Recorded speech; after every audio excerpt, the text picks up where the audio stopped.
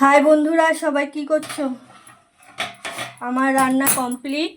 চলো দেখি। এই যে এটাতে একটু কষা মাংস রেখেছি, আজকে যেহেতু রবিবার, আর রবিবার মানেই চিকেন হবে আমাদের বাড়ি। আর এই যে গরম ভাত, এটাতে উচ্ছে আলু ভাজা, আর একটা জিনিস আছে আমার খুব প্রিয়। চলো, এই যে ইলিশ মাছ মাথা আর তোমার মাছের পিস করেছি, এটা সর্ষে দিয়ে।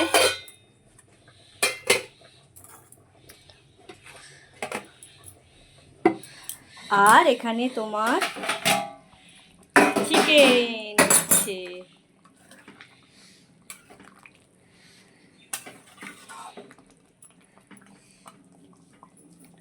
কেমন হয়েছে সবাই বলো।